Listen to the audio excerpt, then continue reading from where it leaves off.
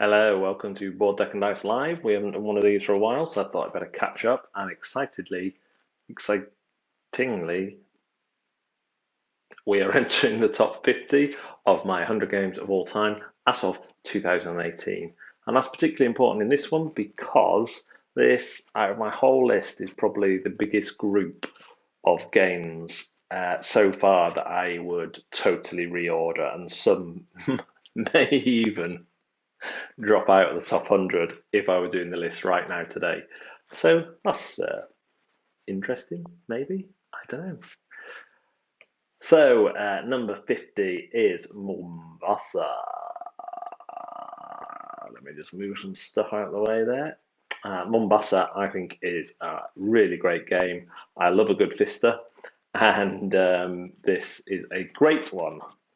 Might not be my highest, though. Spoilers. Um, Mombasa has really clever card play. It has really clever kind of area control, but not permanent area control, and manipulations of some stocks. So let's see. We've got our usual friend here, Mr. Balancer of these scores. No, let's have a look. US Rocker from Germany says, pros, there's only one. You can forget this game, smiley face. We think smiley faces are passive aggressive when they're used in this sense. Cons, strange graphics, small icons on the books. Books. All game is about leader bashing. Your skill will not be rewarded with victory points. No decisions as a result of leader bashing. Very poor weaving of mechanics. In addition, no innovative mechanics. I'm not sure that's true. The game is a mix of Dungeon Lords, Imperial 2030, and deckhand building. Theme is out. Little houses kill little houses using hats. Ha! Some pornographic mechanics. Well, having played the game quite a few times, I can assure you that's not true. Different. Why in that sentence is mechanics in inverted commas, but pornographic isn't? Yeah. Different costs at market. Coins, but yeah.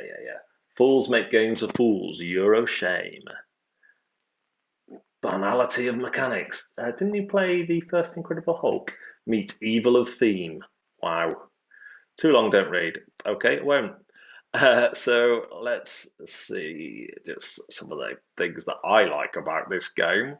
So you got your setup here, and you're playing your cards underneath. At the start, you only have three out of potential five, I think, which you can lock as you go on. And you're using those cards to try and influence the map and various things. And it's just a really nice game for me. Um, I just like the way Alexander Pfister does his games. Here you're unlocking stuff as you take, you're unlocking value of the for the um, stock of this company, which is really nice. And multiple people can want the same kind of company to do well. So you don't own these companies, you might have stock in them. So it can be a nice little battle there. So I really like Mombasa. But let's go across to number 49. We're into the 50s now. And this is Crown of Emara. Really enjoy this with the double Rontels.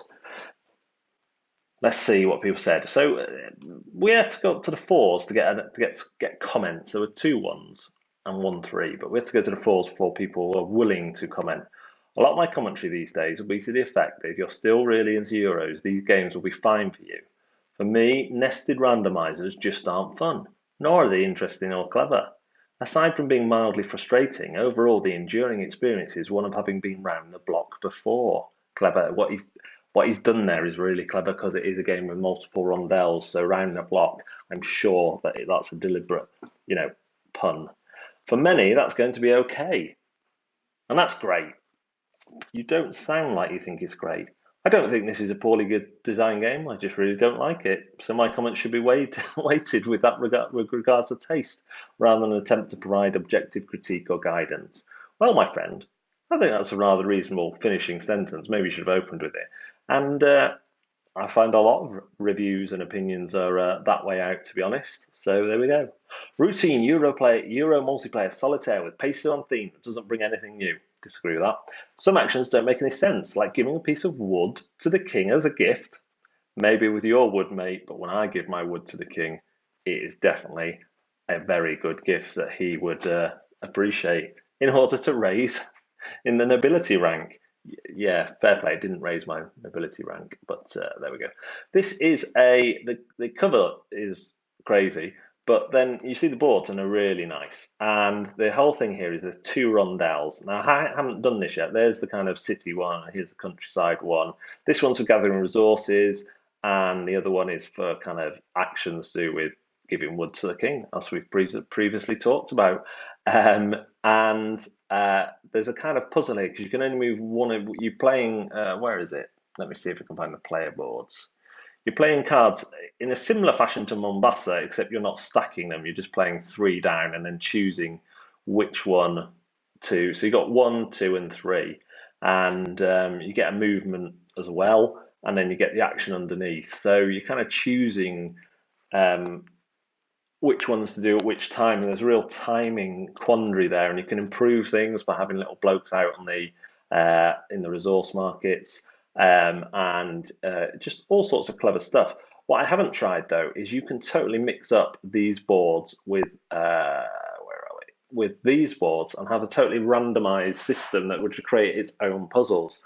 And I just really enjoyed this. There's a whole thing of the later you leave things, the less they're going to score you.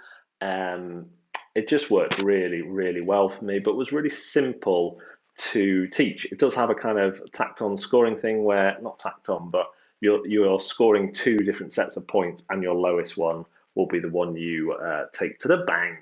So you've got to look out for that as well. Number 8 is Merlin. Now, so far I'm okay with this list. It will get on to bits where I think they should have been higher or lower. Merlin from Queen Games got a lot of stick for the luck, it being a failed game with luck in it and all sorts. But I really really liked it.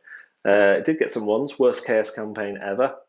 Disagree with that. Still waiting for one from over almost 3 years ago now. Regretting my decision to back this now. Will offload the game. Well, good luck with that. Box far too big. Board looks too busy. Point salad. I don't see what people see in failed games. Maybe you shouldn't have bought one then. I hate failed games. Definitely you shouldn't have bought one then. Except Carrara. That was okay-ish. But that was not a felt. That was not a felt. It wasn't a felt. I'm going to check that. I'm going to check the design on that. A game should have a curve, and just looking at it gives me a headache. I hate failed games, except Carrara. That was okay-ish, but that was not a felt. Merlin, you're moving around a rondelle with a dice roll. Has roll and move elements to it, but you can choose which dice to use when, and which thing, your color dice move your colored person, and the white dice moves Merlin. But when you start adding the expansions in it, you've also got Arthur you can move and an improved rondelle. And it's gone from a game where it felt like I was enjoying it, even though I recognised that my dice totaled the same. So one of my actions was totally selected for me, but it was just a path I would take to that action. I did feel that all actions were useful. I felt like rolling poorly doesn't really matter in this game because there's always good options near you and enough mitigation of them. But certainly the Arthur improvement, the Arthur expansion did improve it. Let's just go have a look at, well, that's the name of the game, mate. He spelt it wrong as well. The Palaces, that must be what he's talking about. That is not Stephen Veld. So why did he say? I'm confused. Is there another? Cara.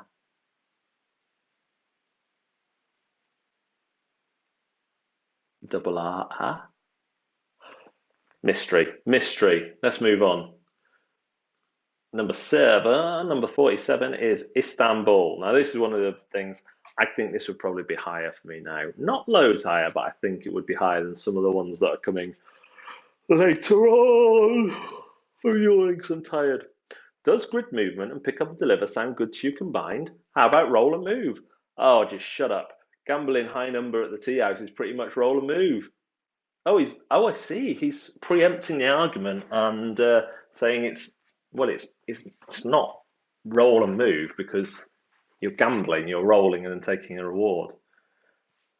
And I land on you is from freaking sorry. I know what the game has in it. I just played it. If you can even call that what we were doing that, I don't. You have to have a decent game to have any kind of play going on. Do you like light family style games? If so, then by all means buy this game and play it and celebrate your life. I will. At no point did I ever feel like I was playing a game whilst trying this one out. I wouldn't say that about Queen's Architect. Good. I hate this one more than I hate Above and Below, and before this moment, I did not think that was possible. I won't record a play for either title because I felt like they were not plays. Did you lose, perchance? Did you lose? Did you lose badly? I think you lost badly. Istanbul, what can I say? It's a classic. Oh, here we are.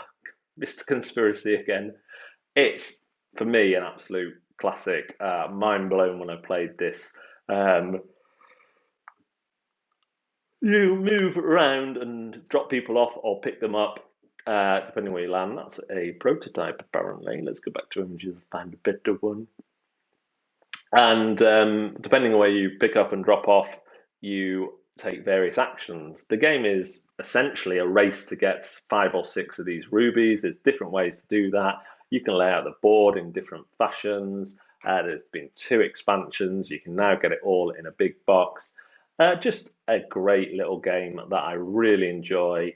There's no roll and move. That guy was off his face when he wrote that clearly. You can go to a gambler, roll the dice. Here it is, look. And if depending on what you roll, you get rewards. You don't literally do not move after your roll. But Istanbul is, yeah, I think it is a good family plus. Not quite. I don't think my 9-year-old would quite cope with it right now, but certainly getting there. But there is a level of complexity that I haven't tried my wife on this one yet, and I'm not sure she would like it. I think there might just be a bit too much symbology, a bit too much that you can do.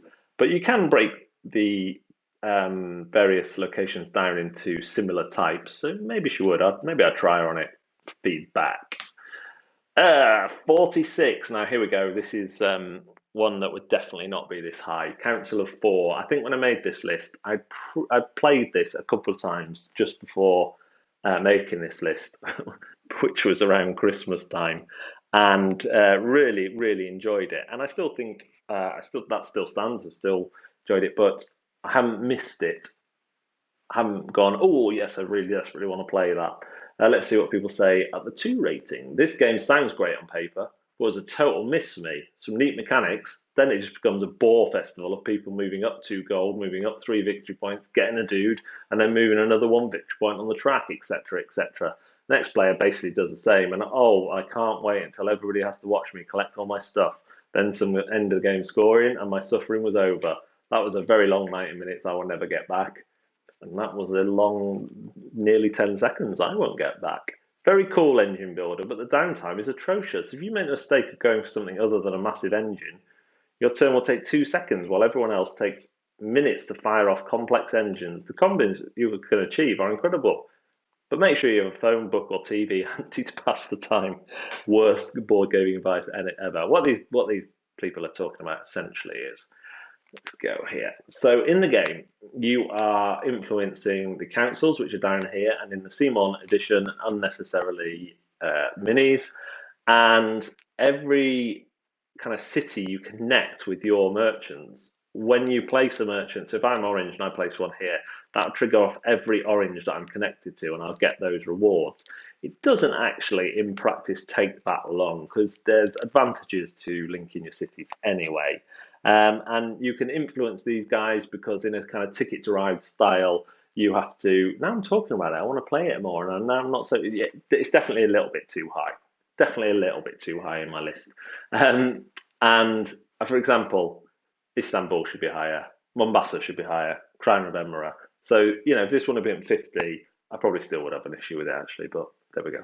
But I do like it because you have the kind of ticket to ride system here where you're using coloured cards to influence one of the councils, uh, and they influence one of these strips, which determines what you can do or not. So I really, really enjoyed it, but yeah, admittedly a little high, I think. Number 45, this one would be higher now. I've been playing a lot of Space Base and loving it, especially with the Shy Pluto expansion. Uh, Easy to learn and teach, pasted on, so that was the positive. Minus, pasted on theme, all luck, no skill, runaway leader problem, way too long for what it is, expensive for what it is. This one's going straight in the sell pile, agonizingly earning credits to buy infinitesimally different poorly drawn spaceships to slowly gain victory points is not how I want to spend my precious gaming time. I'd much rather be forcing people to eat in my Machikoro restaurants. In fact, I'd rather be struck with a violent bout of intestinal problems and play this again, because at least I'd be able to read a good book on the potty. It did that.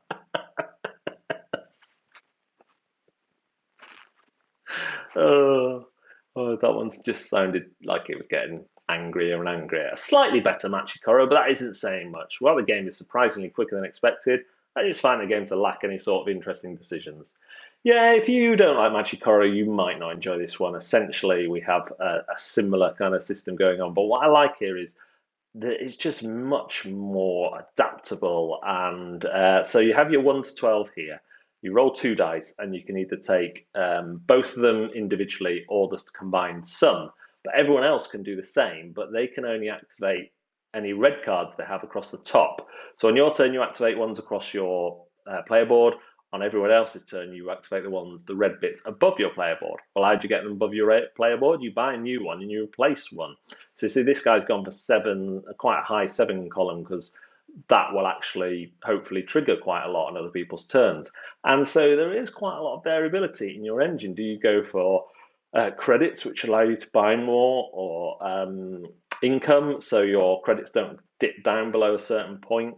Do you shove in victory points? When do you decide to do that? It's really clever, really fast. You're doing something even on the off turns, and there's a great card which just lets you win the game instantly if you manage to activate it, which at first seems like you will never be able to do it. But then using some of the other cards, you can see ways where you could move it from the 12 spot where it will be difficult to activate to other spots where it'd be easier to activate. Very clever. And I don't believe the other Machikoro like is on my list.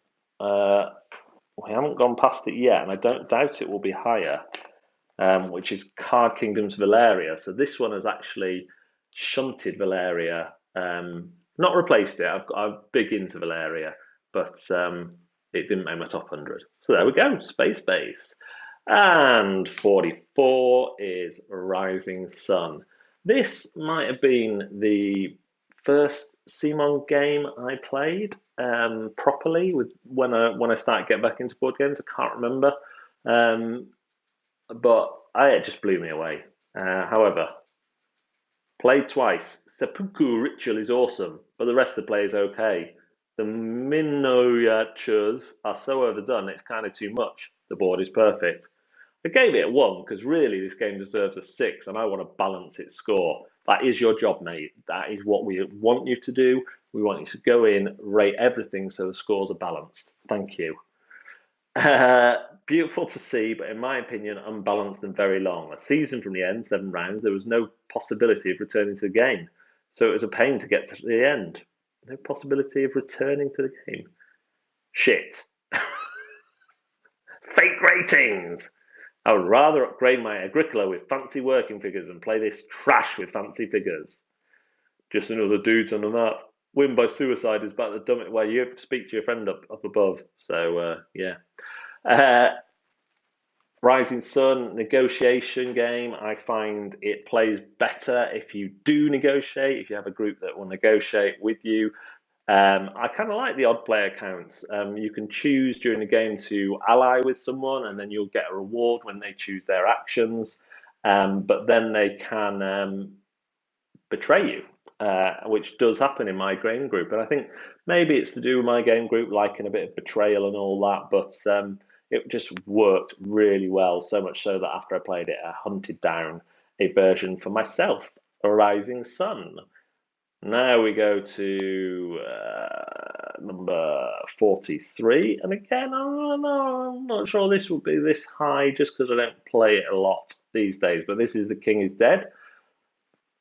Persuado stock market game where there are 3 coloured cubes on a board each turn. Whichever faction has the most cubes gets a win for that region. At the end of the game, a player wins if he has the most cubes matching the colour that won the most. The game lasts 8 rounds, and all players can do is spend one of their 8 once per game cards, carry out the card's effect, and remove a cube from the board, and it's their stock or pass. What this means is, since each player gets the same set of cards, and since you're taking a cube weakens the faction you want to succeed, the game quickly devolves into an unpredictable mess. That's why you're losing, my friend. Since you only ever have 8 cubes, getting a cube in the wrong colour is pretty much the end of you. Really, no flexibility. And a tension of who spends their cards first is more frustrating than fun. And the only positive is reasonably low downtime between turns. Oh, Matt says my group's always been harsh. It used to be harsher, Matt. Okay, that is not The King of Dead. That is a ridiculous review, and I'm cross about it. The King of Dead is a 3-player game, hence why it doesn't get played very much. Each player only has 8 cards to play, and it doesn't quite work out the way that gentleman described. These are set in order, and you resolve them 1 to 8. So these are the 8 rounds. So you're only going to resolve this region in round 3.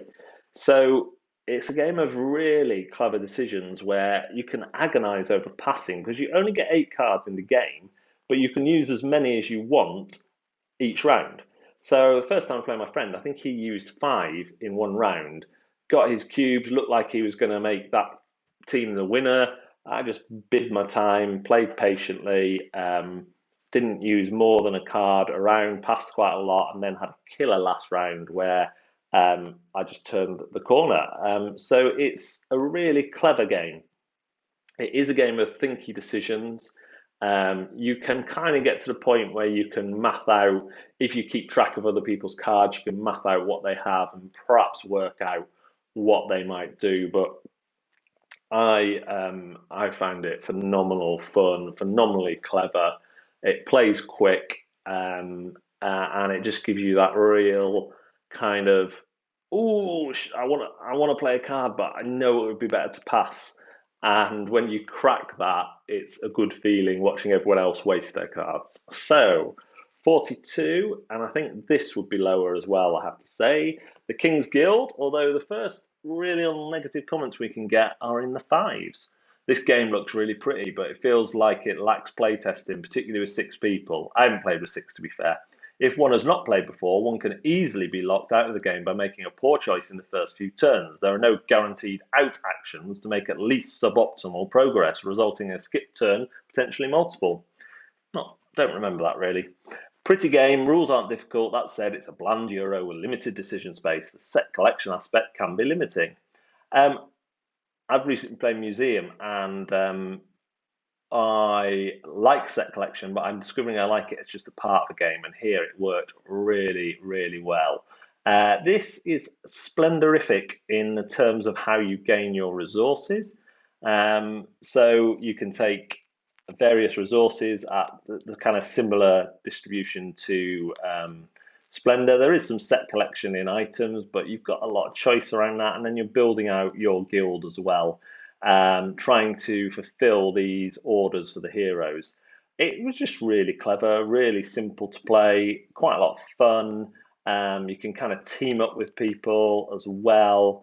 Has these great miniature kind of family coats of arms. But yeah, I think it probably resulted, again, I played it an awful lot. It's probably I probably played it 4 or 5 times in the first week of getting it, and was just loving it. I think there probably are some overpowered characters in here, perhaps some overpowered rooms. But again, I'll have to play it again. But yeah, I really liked it. Again, I'd probably say this is easier to play than Istanbul, but I don't know what people think about that. So we'll see. And 41 is Nemesis. Definitely a 1 star, thanks. I can't believe the hype here. The game just doesn't do it for me. Hey, looks 1,000% better. Good maths. The rules are clunky and the game provides nothing new despite the advertisement. The IP used as inspiration for gameplay mechanics are not theirs, but lack of elegance of the design we all love. But lack the elegance of the design we all love. I don't know what he's talking about. Shameless alien ripoff. Maybe the game is good, but this approach is simply unacceptable. So, Nemesis is, if you aren't aware, Alien, the game. There's no getting around it. However, when I have played it, the stories it creates are just phenomenal. That's a prototype. I keep doing that, don't I? And I'm not a massive story-driven campaign, but this one you create the stories yourself by the way you play, and it just worked really, really well. It is long. I didn't think the rulebook was bad. I thought the rulebook was really good. In fact, it's Awaken Realms, and I like the way they kind of self-reference their own rulebooks. I really enjoyed the rulebook. I thought it was very thorough and made a lot of sense. But yeah, it just felt like Alien the game. You all had your own objectives. Again, I think this is prototype, but there was I on one of my games, I told one of my crew members to go and fix the engine because you need to fix the engine.